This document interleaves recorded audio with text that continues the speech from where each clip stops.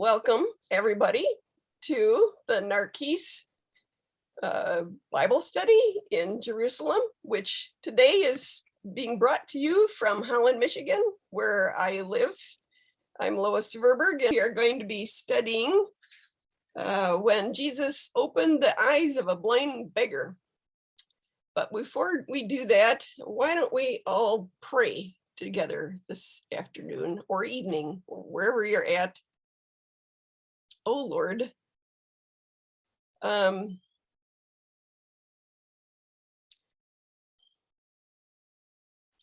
you have given us an incredible gift through the pandemic of Zoom that we can meet around the world, and we can record our meetings, and we can study and meditate on your text together. And we pray for you to be glorified and honored today through our words. May your hand be upon us. May you protect us and point all of our thoughts towards you and your purposes, and what is your spirit saying to us. In Jesus's wonderful, precious name we pray. Amen. Okay, so as I said, today we're going to be looking at the event. We're now coming up on the end of our journey into Jerusalem. Jesus, for the past several chapters, has been trekking with his disciples, and now we're looking at the scene of when Jesus opens blind eyes. Look at that together today. Okay. So,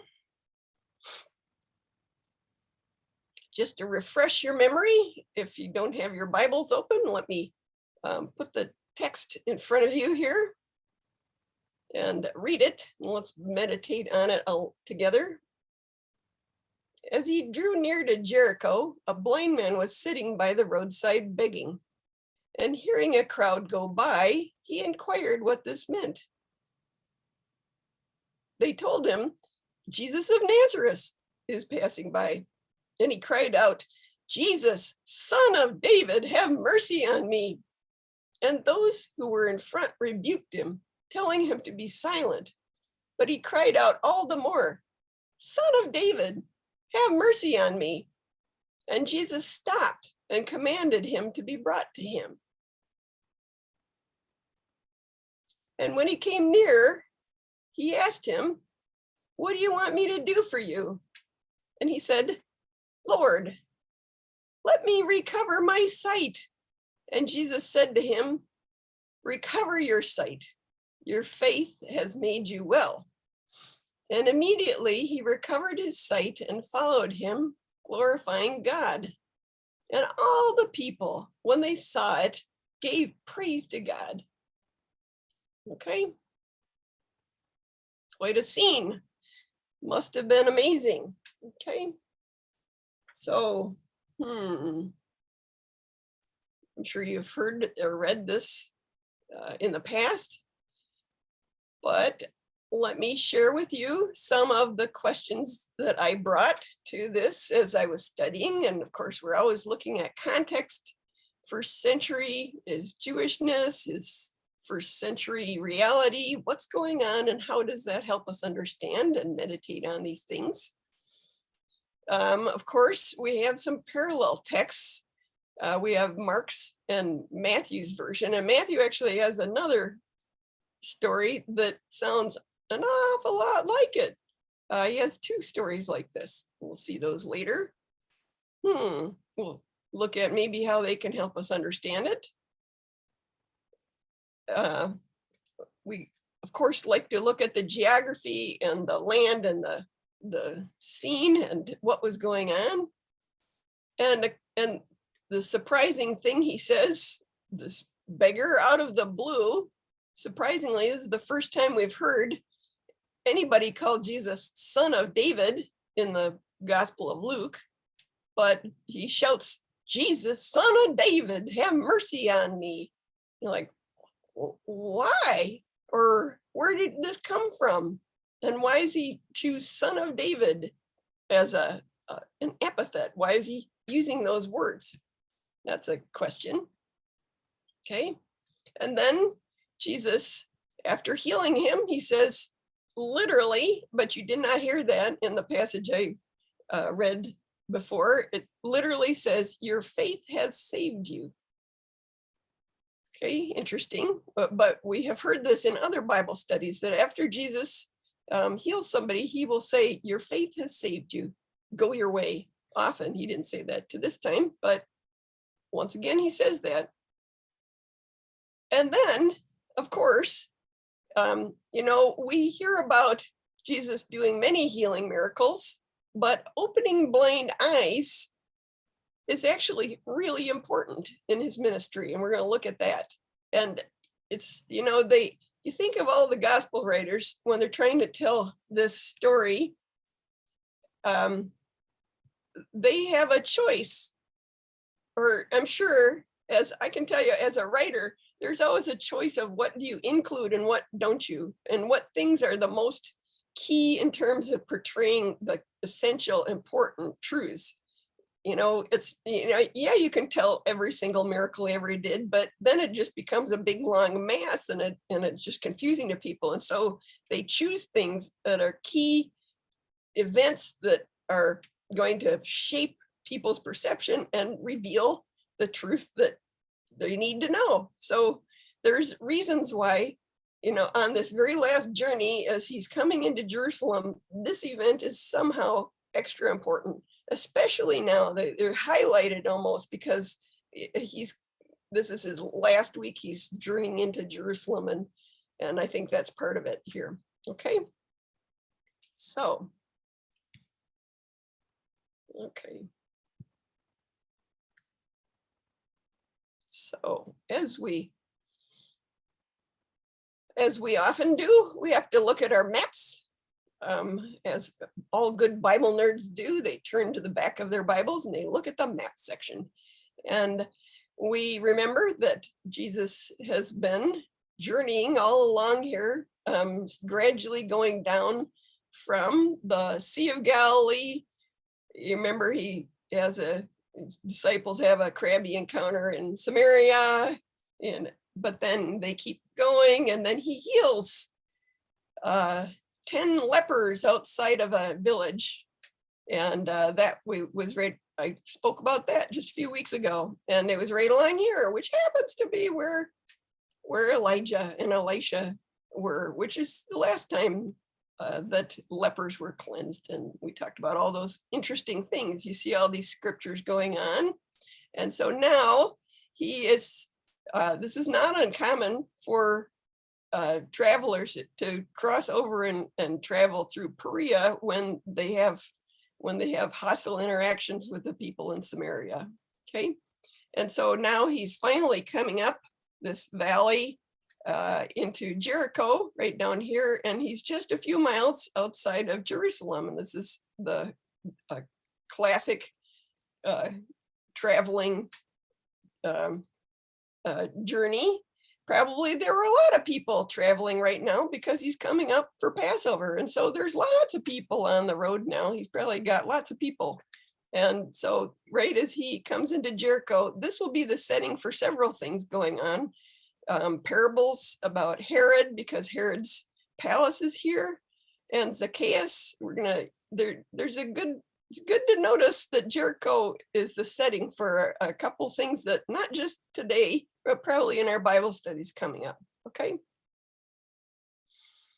So, as we've said, Jesus probably and his disciples are going to be just some of many people passing by Jericho right now. This is probably high time for, they've been traveling through Samaritan country kind of away from the crowds, but now they've got lots of people kind of coming past them, and they are like other pilgrims going up to Jerusalem for the feast. So you can imagine that's the scene here. And Jericho is kind of the wealthy suburbs where all the high priests and the tax collectors like to have their lovely villas. So this is obviously a place where if you are a beggar, hey, it's probably a good place to ask for alms. Is a place where you have both pilgrims walking past with their money that they have saved up in order to bring to the feast. And you also have wealthy priests and tax collectors. And honestly, there's a very strong emphasis on giving alms. Even Jesus talks about giving alms and sharing with the poor. And so it makes complete sense that there were probably not only this blind beggar here, but there were probably others too, because I mean, even if even now when I've gone to Jerusalem, those of you, I think, I'm not sure how many of you sitting in our Zoom have been to Jerusalem, but as you come up to the Temple Mount, you always have people that are right nearby that are right as you're walking up. There they are. And so this is a very ancient tradition, very long tradition of this is where you find people asking for help. So, and they need it, and you should be helpful as much as you can. So, okay. So we kind of have a picture here.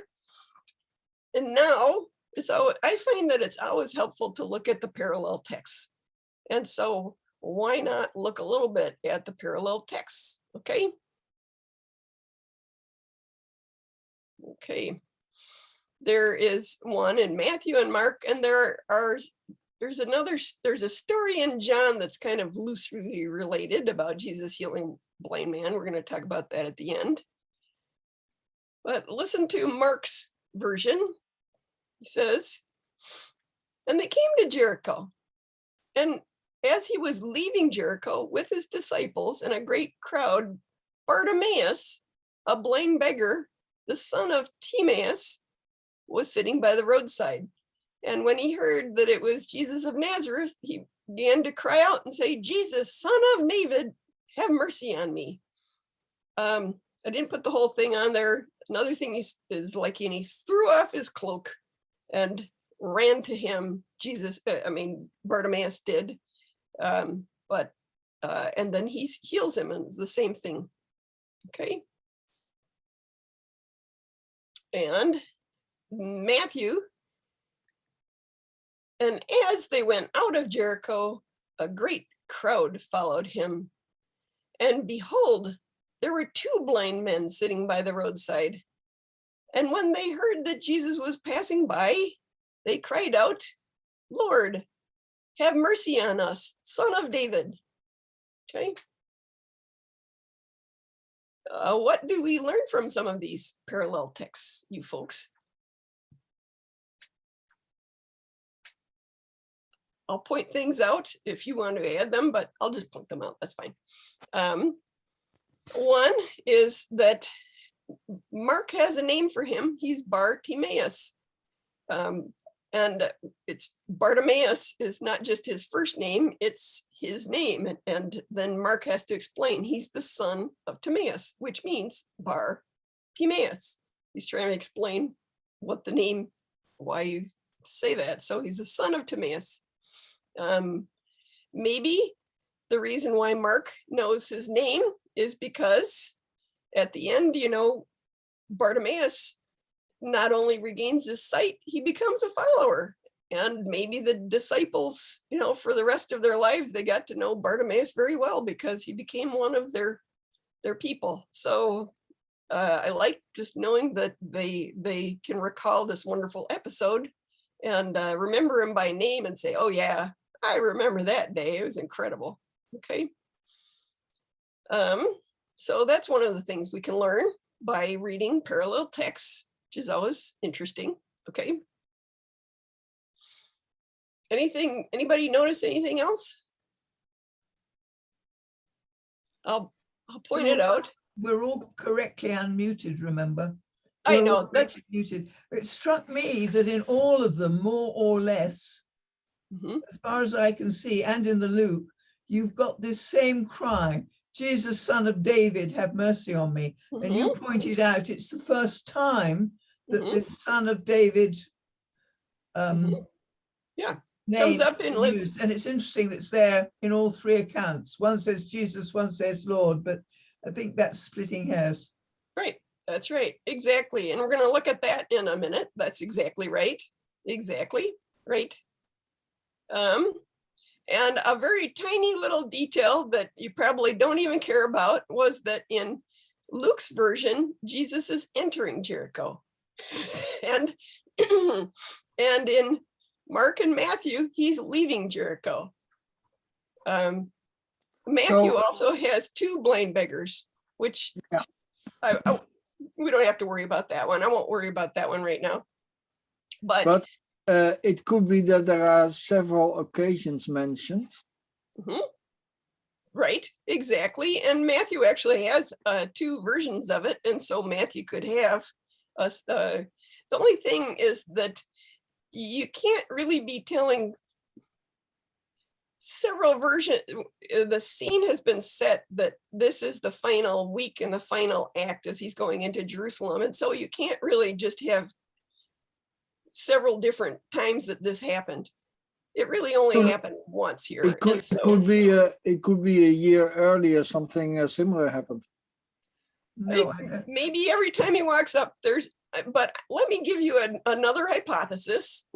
Because actually what you're, okay, Richard, what you're doing is exactly what many of the scholars, when they read this, they spent a lot of time chewing this over because it really bothered a lot of scholars. So, and the reason why especially is because and please go with me on this little nerdy side point. Of course, the prevailing scholarly understanding of how the Gospels were written is, the three synoptic ones are close enough that you assume that they probably were somehow aware of each other, or maybe worked with, heard each other, knew of the other texts. And the most widely understood hypothesis is that Mark was earliest, and then Matthew used Mark as a source, along with having another source, perhaps, or more, and that Luke was the last, and that Luke worked from Matthew and Mark, or maybe just Mark. That's traditional. And so when people read it this way, they get very frustrated. And I had more than one paper where scholars were tearing their hair out, is why is it that they don't agree? And I would say you can't really say that that it happened multiple times. There aren't any Gospels that say it. Actually, Matthew kind of has a second version of it. So maybe Matthew is saying maybe it happened multiple times, but the rest of them don't. And so you kind of have to, so they work back and forth. But I want to show you a way that there is another way of looking at it. And I should say this is part of our scholarly, the legacy of Narkis. There has been a group that has spent a lot of time looking at this question, more from the Jewish context and Hebrew background and all of these things. And they said, you know what? Luke seems to be extremely careful earlier in geography references, earlier, and he's either is first or he was written independently using earlier sources. And if it was the other way around, if Luke is what was really going on, and Mark and Matthew somehow made a change away from Luke, it actually will solve this issue, and in a simple way. And I think I figured out what it could be. So this is a hypothesis, but I'll show you what it is. But Okay. maybe it was not such a big problem for Luke to differ from Mark and Matthew. Sure, Since it is partially oral, they all are writing it down, right. and they write down what they remember. It's their story, Sure. so they may differ. They may. But let me show you a possible reason why they do possibly differ. And remember, they have different, you're right, it's a minor thing. Who cares? It's really a minor thing. I'm not trying to, rattle your confidence, but I want to point out a place that can explain why there is this difference. And it's in something that Mark puts into his gospel fairly early on. Mark makes a point in the story of when a leper comes to him wanting, oh Lord, please, heal me of leprosy. You can make me clean. And so Jesus, of course, he has compassion and he heals him. And then he says, see that you say nothing to anyone, but go, show yourself to the priest and offer for your cleansing what Moses commanded for a proof to them. But he went out and began to talk freely about it and to spread the news so that Jesus could no longer openly enter a town, but was out in desolate places, and people were coming to him from every quarter. And Mark says this in the very first chapter of Mark, that Jesus could no longer openly enter a town. So Jesus makes no public entrances into towns when you read through the Gospel of Mark. He somehow is coming in the back way, or he's finding ways to just spend time mostly ministering outside of towns. But if you look in the Gospel of Luke, Jesus is often entering towns with large crowds around him. There is, he gives this long sermon, in Luke 6, which is very parallel to the Sermon on the Mount. And after he finishes with lots of crowds, he says, then he entered Capernaum, and the ruler of the synagogue meets him there. And, if you want to bump into somebody, stand at the gate of the city, because you're going to bump into him there. So and then later on, just a few, soon afterward, he went to a town called Nain, and his disciples and a great crowd went with him. As he drew near to the gate of the town, behold, a man who had died was being carried out. And here he is with a big crowd of people at the gate of the town. And he's openly entering that town, okay? And if you're wondering, why does even Lois care? It's because the last Bible study that I did with you folks, I was talking about how Jesus healed the 10 lepers. And that's another passage where he is entering a village and he was met by 10 lepers outside the village. And so honestly, to me, it makes more sense for him to have these encounters as he's walking into a village, because the village is kind of where the king does business, where the farmers from the area have their stuff for sale. And, and if you're trying to, people are traveling, they've got extra money with them, and they're gonna, if you're a leper, you kind of want to meet somebody on their way into town, not when they're on the way out. They're walking away from you, they've got their stuff packed up, they're like, what, I need to go. And so that's personally, I think that it makes more sense that he had this encounter coming in, but because Mark had already decided that Jesus didn't do that kind of thing. One thing I notice is that these passages or these stories are not in Mark. None of Jesus doesn't have the encounter at Nain, and he doesn't meet the ruler of the centurion in Capernaum. That's not in Mark. This one, the healing in Nain, or the raising of the dead at Nain, that's not in Mark. And the village, the healing of the 10 leopards, that's not in Mark either. And so Mark doesn't have the same sources. He doesn't have all the sources. And so Mark, from his sources, may have concluded that was a general way Jesus did things. But Luke is like, look, I've got all this data. And so, can I suggest something? Yes. Okay. In Luke 7, Jesus is acting in public. So there is no use to sneak in a town because everybody sees him already. Yeah. in Luke 17, there is not written how he entered the village. Probably he was not in a public position at that moment, but it isn't said he entered publicly or he sneaked in. Nothing is said about it. So this is inconclusive if you want to compare it to the remark of Mark. Well, okay. Well, we don't have to debate the thing to bits today. I'm not gonna, and this is only hypothesis, not a big deal. But honestly, you know that the 10 lepers can't go into the village. They must be outside the village. They're lepers. And so this is where he has this encounter. He's got all his disciples with him.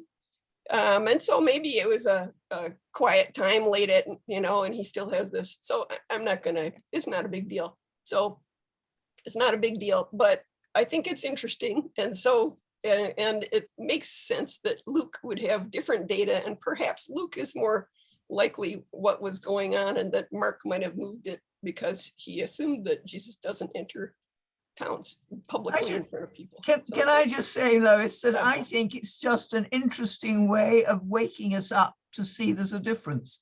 Yeah, that's right. I mean, yeah, right. Most of us don't notice it. Yeah, he's going into town and these things happen, and then you read another story and you don't make any sort of connection, and all it's making us do is think.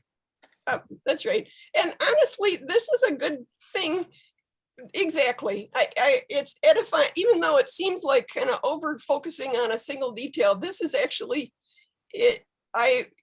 This actually, by answering a scholarly conundrum, it actually helps you have more confidence that you can deal with scholarly conundrums and be able to be edified by them, and not that they're just going to confuse you. Well, unless I've just confused you. So anyhow, let's move right along here. So thanks for entertaining my discussion here. Okay. So we have, the next question is, let's look a little bit more right at that encounter, what the beggar says, or Bartimaeus. He says, "Jesus, son of David, have mercy on me." Let's look a little bit more at this. One thing that you may not notice is simply that he says Jesus or Yeshua. Okay. David Biven pointed out to me, or I was at a seminar, he pointed out to everybody, points out that practically nobody ever speaks to Jesus as Jesus. Nobody calls Jesus by his first name. It shows incredible chutzpah. Nobody calls Jesus by his first name. This is an honor-based society where you always you say teacher, or you say master or rabbi. Those are the words that you address somebody by. You don't just come up and kind of slap them on the back and say, "Hey, Bob," "Hey, David, Lois." You say master, or and if you feel that he is truly the Messiah, you say Lord. Okay. And so the fact that he says Jesus, son of David, is a little bit surprising. And in fact, Lois, it does say, I mean, here they're going into Jericho. There's a racket of the crowd going on, and this blind man says what's happening, and they say to him, Yeshua HaNatzrati is passing by. So maybe he doesn't know that he's a rabbi or a teacher. He's just calling out to this guy. That's true. Good. Yeah, it's a great point. Exactly. Yeah, exactly. I mean, he needs to get attention, and he is. And I point out there, the one other place somebody speaks to him is the demon-possessed man in Luke 4, when in the synagogue, and the demons say, "What have you to do with us, Jesus of Nazareth?" And so there you can see they're being disrespectful, and that's part of why he says, "Shut up." But, Jesus does not feel, he answers very graciously to him. And the fact he says, "Son of David," that's great, very honorific. son of David, that's a wonderfully honorific thing. So maybe I'm overdoing it on that, but it's unusual. And you're right, Gemma. He doesn't necessarily know he's a rabbi, but he does light up at knowing somehow he has heard of this wonderful miracle worker, Jesus, right? And he's the first person who seems to know of it, at least in Luke's gospel, although we know that Jesus's reputation has gone far and wide. And so, people shush him up. Personally, I think part of them shushing him up is because he keeps calling him Jesus, and he's just loud, but he realizes that if he wants to get an audience, he has to be loud. And he also has chutzpah. Only a few, not too long ago, Jesus has told the story of the widow, the persistent widow who, keeps pounding on the door and give me justice, please. And Bartimaeus has persistent faith because he knows he's like, there's certain people who light up at the idea of the Messiah has come, like Anna and Simeon in the temple. They're like, whoa, we can't believe it. Oh, wonderful. And they are so excited. And it's not that, of course, Jesus has many, many followers, but some people light up. And Bartimaeus is one of them. He's like, oh, I have been waiting so long, not just for the salvation of Israel. That's what others worry about. But Bartimaeus, of course, he has great, great personal needs. And it gives him great chutzpah, faith, but persistent faith that he is finally the person who can help and who can heal me. And so he has great persistence, just like the others that Jesus has rewarded for their faith. The word that I want to stop a second, because has he really got that far? All he's shouting out is, have mercy, help me. He's not even identifying what it is. Yeah, that's true. He just knows he's in a lousy situation. He can't see. There's this racket going on, and it sounds like he's not born blind. Your translation is always I want my sight restored. So he knows he's missing something, and he wants mercy.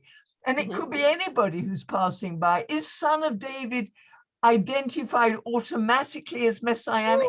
Let's look at that in the next. We're going to get there. You're one slide ahead, Gemma. You're just soaring. Good for you. Good for you. That's good. So I just want to point out a little Hebraic thing. The word for his crying out, boase. This is Greek, but in Hebrew, za'ak. Za'ak. Then outcry is a ze'akah in the Old Testament. In the Hebrew Bible, whenever you hear, and you shall not oppress the widow, or you shall not, because I will hear their outcry, and I will, God gets really grumpy when he hears the outcry, and he responds when he hears the outcry. And so he is, I just, maybe I'm overdoing it there, but I just reminded that it's a very forceful word for what Bartimaeus is using. Yes, and you're right, Gemma. How much does he know? We don't know, but it's telling us that he is crying out from desperation or need. Okay. And so, yes, next question. What does it mean, Son of David, have mercy on me? Honestly, I automatically think, well, Son of David is about, David was the mighty king who, destroyed the enemies and subdued the land so that they could have peace. That's what it's all about. Son of David is about him being a mighty conquering king. But I was really surprised when I actually did some study and I searched when is son of David used in the Gospels? Matthew actually has multiple places. Luke only has this one place before there's other towards the end, of course, but let's look at where you find son of David. Okay, Matthew 9:27. This is the other passage in Matthew that is like a parallel to this one. As Jesus passed on from there, 2 blind men followed him, crying aloud, "Have mercy on us, son of David." Okay, you notice there's 2 blind men here, and there were also 2 blind men in his version there. So maybe, as Richard said, maybe there were 2 times. Well, Matthew reports there's 2 times. Okay, so that works. Okay. Here's another place. Matthew 15. Jesus went away from there and withdrew to the district of Tyre and Sidon. And behold, a Canaanite woman from that region came out and was crying, "Have mercy on me, O Lord, son of David. My daughter was severely oppressed by a demon." But you never noticed, I've never noticed that until I did a little search, is that even this woman, the Canaanite woman, is calling him son of David. Huh. And both of these times it's in a petition for healing. Like, what? This seems strange. I was expecting it'd be, "Son of David, trounce upon our enemies and free us."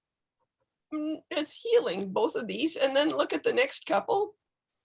Here's another one's Matthew 12. Then a demon-oppressed man who was blind and mute was brought to him, and he healed him. So the man spoke and saw. And all the people were amazed and said, "Can this be the son of David?" Once again, it's the son of David is a healer. Huh. And finally, this is at the very end, when Jesus in his final week says, "And the blind and the lame came to him the temple, and he healed them. But when the chief priests and the scribes saw wonderful things he did, and the children crying out in the temple, 'Hosanna, the son of David,' they were very angry," or something. I didn't finish the sentence there, but notice once again, it's in the context of healing, is the kids are like, "Wow, son of David," or interesting. I personally was thinking that when he was being called son of David, is that would alert the authorities that, ooh, he's that military conqueror. He's the Messiah who's going to conquer, that would get him in big trouble. And that would be a reason why people would shush him. But there's also this idea of healing, which is, I find very interesting. Okay. Maybe it has to do with the promise from, I think, Isaiah about the Messiah who will heal. Like Jesus answered the disciples of John when he said, "Are you the Messiah?" He answered, "Well, lame are walking and blind men are seeing. So it's a sign of the Messiah." Yeah, well, great answer. And you guys are like, we are all studying together, and I'm going to get there in like 2 more slides. But yes, that's right. I'm glad that we're all tracking together. But so then the expression "son of David" can be a reference to the Messiah. I agree with you. Yeah, that's right. That's right. But let me show you part of the reason why healing is so associated with the son of David. This is really surprising. And this is I'm give you a kind of a side tradition. This is not, well, you'll see, is there is quite a strong tradition, Jewish tradition, that Solomon was known for his healing and casting out of demons. And you find it in Josephus. He's talking about Solomon. He says, "Now the sagacity and wisdom which God had bestowed on Solomon was so great that he exceeded the ancients. God also enabled him to learn that skill which expels demons, which is a science useful and sanitative to men. He composed such incantations also by way which distempers are alleviated. And so, of course, we remember that Solomon, he asked God for wisdom, and so God gave him all wisdom. And of course, the kind of wisdom could be, how do you heal people and cast out demons? That would be a thing that Solomon might. So that's how that tradition kind of went through, and that's how people came up with it. But actually, I would say, no, there's something going on even before that, which is also why it's, okay, think in your brains. Oh, and you should, there are books, you'll find books, they're called the Key of Solomon, really old, they're ones like they have magical spells in them. And so once you hear about Solomon, you might hear that in that context is that's what's going on there. Okay. So you might never have thought about it, that King David was a healer. What? Well, if you think about, you remember that David came to Saul, entered his service, and whenever a harmful spirit from God was upon Saul, David took the lyre and played it with his hand, right? And so Saul was refreshed and was well, and the harmful spirit departed from him. And so you actually have a tradition of David being involved in healing and in casting out spirits, which I don't understand. I'm not going to go into, I don't exactly get exactly all of the, why would you have a harmful spirit from, I'm not going to go there. But yet there's all the way back to David, you find David healing. And one thing I really thought about, remember, of course, God's Spirit is poured out on Jesus in the same way that if you remember your Old Testament, you remember that when David was anointed, and even when Saul was anointed, God's Spirit was poured out on David and Saul.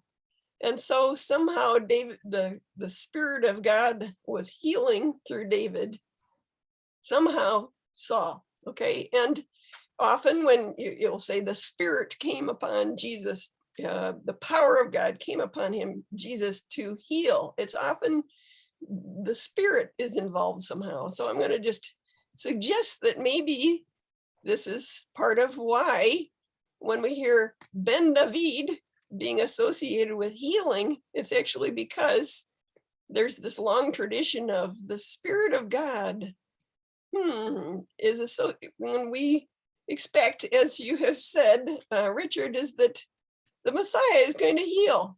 And let's look at some of those other texts, because everybody expects the Messiah to be a healer.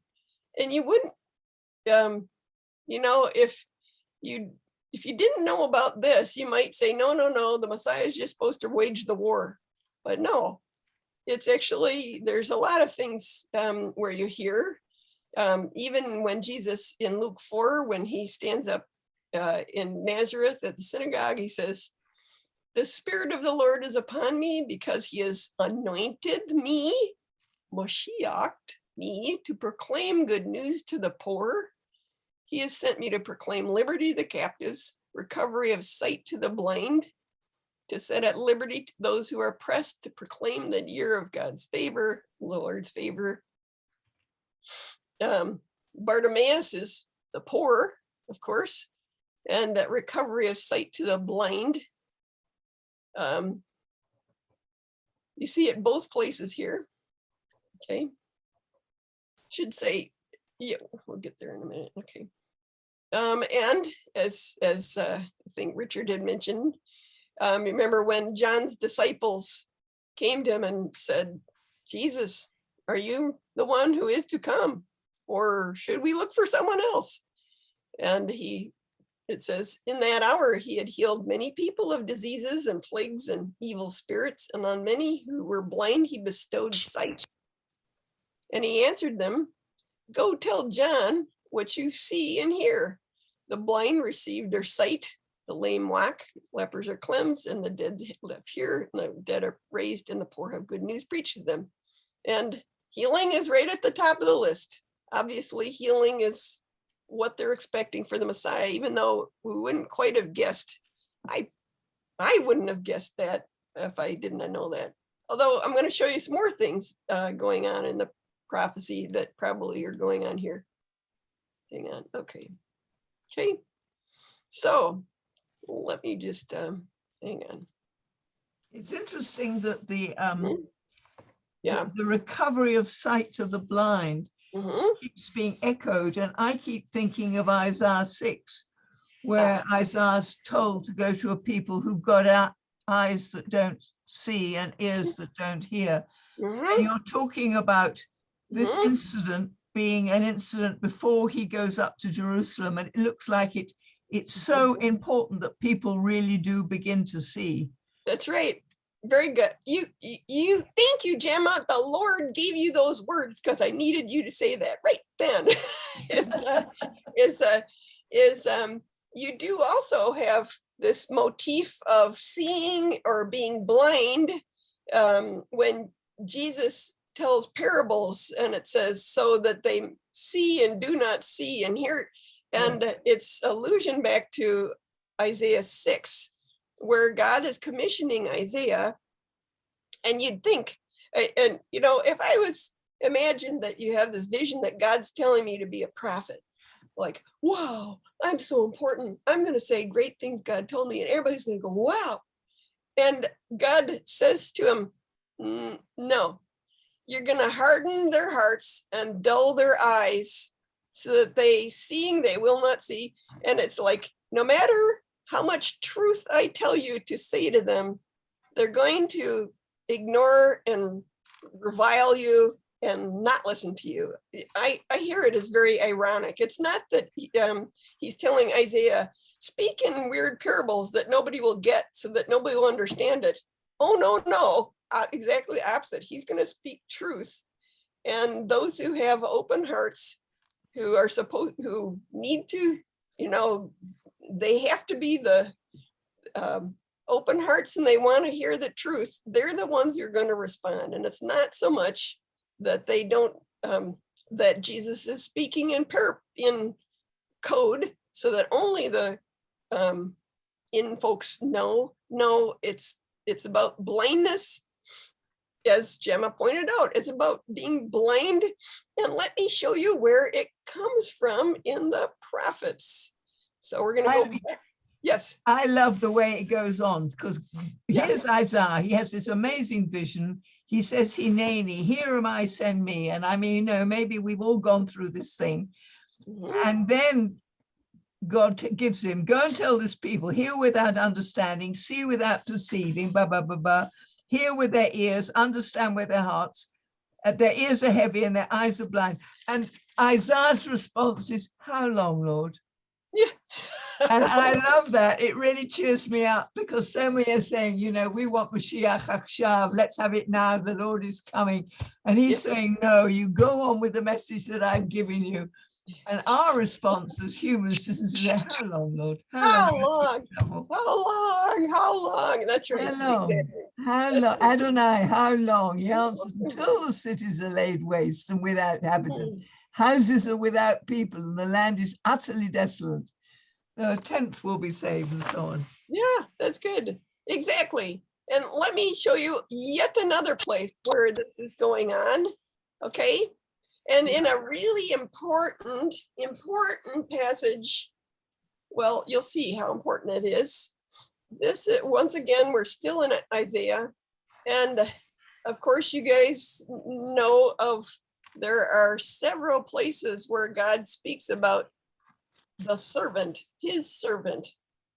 And if you're a modern Jewish person, you say, oh, that's always about the nation of Israel. It's always about the nation of Israel. It's never about a suffering servant who will die for his people's sins. It's about the nation of Israel that will be oppressed for the sins of the world, right? I think you guys have heard that before, but let's look at a couple passages where what's going on here. Okay.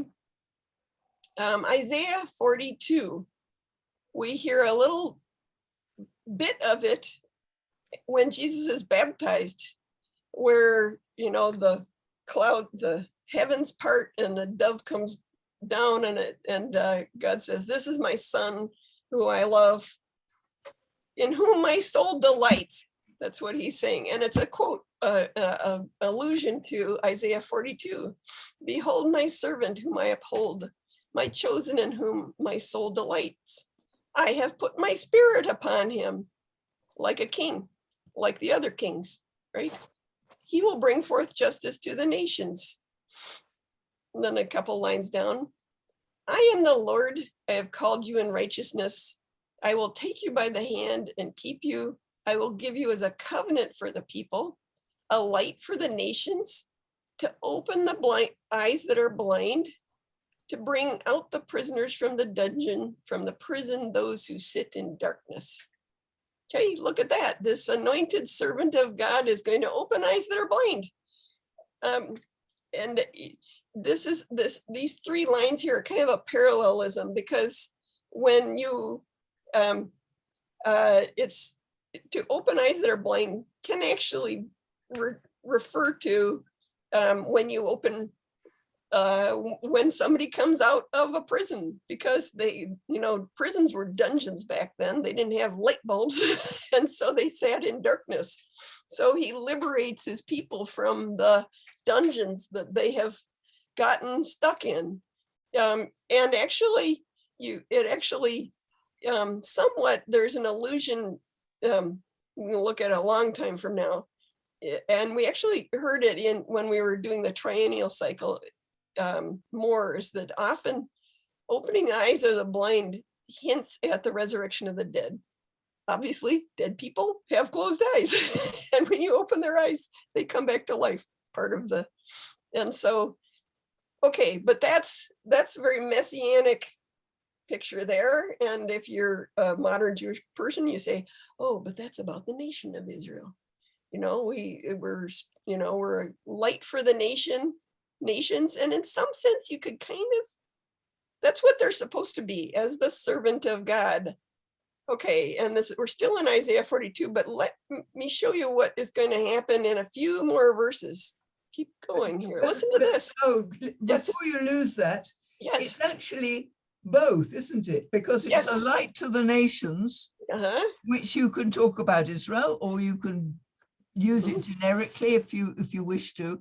"I'll keep you and give you as a covenant to the people, as a light to the nation, by opening blind eyes." It's not that's individual. You've got blind eyes, I've got blind eyes. It's not the nation that's blind. "Bringing prisoners out of the dungeon," and that's another group, if you like, because they are in the dark. That's right. And those sitting in darkness out of the prison house, because they've been sitting in their dungeon or whatever in the dark. So it's a whole group of different people. That's okay. And okay, hold yourself right there, because look at what we're going to read in just a few more verses in Isaiah 42. "Hear you deaf, and look you blind, that you may see. Who is blind but my servant, or as deaf as my messenger whom I send? Who is blind as my dedicated one, or as blind as the servant of the Lord?" So this servant is blind and deaf. This servant is not doing a very good job of serving God, because he sees many things but does not observe them. His ears are open, but he does not hear them. And then a couple lines later, "This is a people plundered and looted. They are all of them trapped in holes and hidden in prisons." And so this servant of God, who is Israel, is actually not his servant, because they themselves are the ones who are trapped in ignorance and rebellion and hidden in prison. And so Can I interject here? Okay. Yep. We are reading, "Who is blind as my dedicated one?" Right. Blind as the service of the Lord. That is not somebody who is rebellious. Let me keep going with this, Richard. We'll have that discussion later, okay? Thank you. Just Okay. for the- Right. Yeah, because I would say that it's not that person is very dedicated. It's just that that's how they translate the word that is a synonym of messenger, or my servant, my messenger, my chosen envoy, my whatever. I don't think dedicated is like he's really dedicated. No, I think that's probably probably what's going on. Okay, just wanted to point you on it. But that's a good point. It's good. No, that's great. Let's, but look at, and it's going to be a few more chapters. And as Gemma says, there's this mixing of single and group.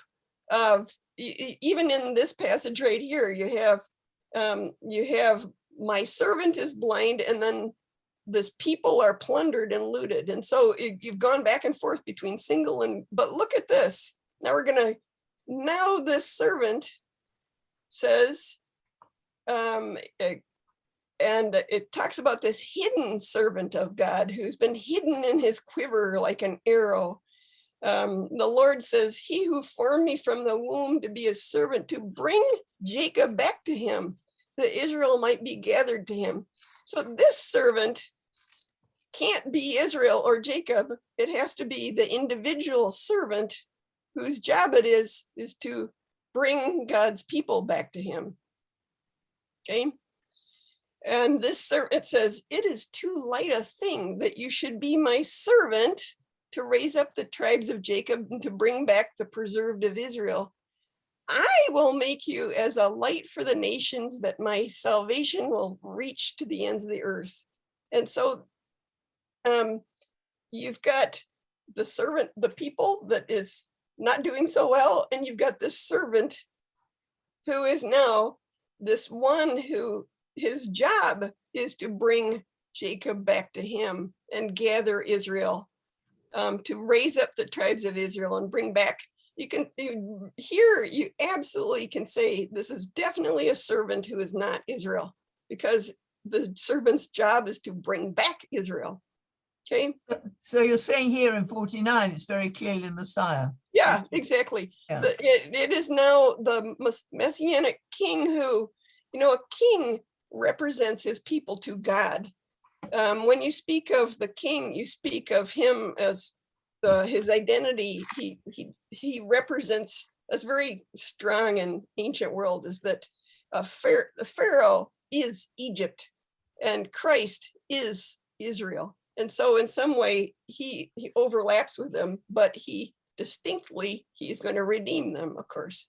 So we were chatting about it. We said, you talk about what, I'm sorry. Could you say that the Messiah is part of Israel, so that at the moment that sometimes they blend together and sometimes they are looked upon as a part, but they both may be true for some Bible passages.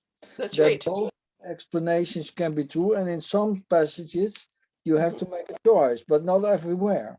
That's right. And honestly, sometimes I think poetically, when I look at the story of Israel throughout the ages, there are times, much of the time Israel suffers for the world's sins. When the world is horrible, Israel is the first thing to suffer. The Jews are persecuted down through the ages. There are ways that you can kind of poetically say, yeah, they kind of did. They kind of do. And so there is a sense of God is poetically kind of seeing both things. But yet here, I think these two passages where you see the blindness of Israel and then this servant who is actually sent to gather Israel back.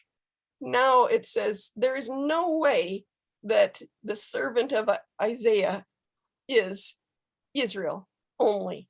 There's no way. And then of course in the Isaiah 53, to us, it's like so obvious.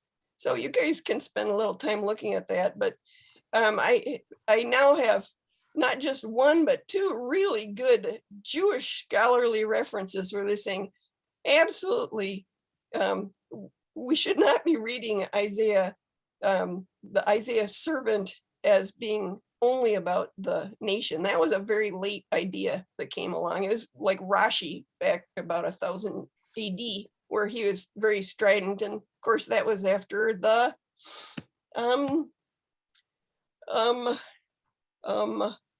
Crusades. You can imagine he feel very strongly about that. And so that's why we hear that now, even though the text is absolutely unsupportive of that. And I think that's a good thing for you guys to know if you're witnessing to Jews or talking about things. So I thought that was kind of important for us to discuss. And you can see that blindness is a big deal, and and Jesus's ministry and his encounters when he heals the blinds are really important. Okay. And now let's look at, I'm not going to look at the whole story of Jesus healing the blind man in the book of John, but look at the end of this. Jesus says, "For judgment I came into this world, that those who do not see may see, and those who see may become blind." Some of the Pharisees near him heard these things and said, "Are we also blind?" And Jesus says, "If you were blind, you would have no guilt. But now that you say we see, your guilt remains." So remember, this is after Jesus healed the blind man, and they said, "No, you're just," he is reminding them of this blindness of Israel, and that he is trying to make the blind see. Okay. And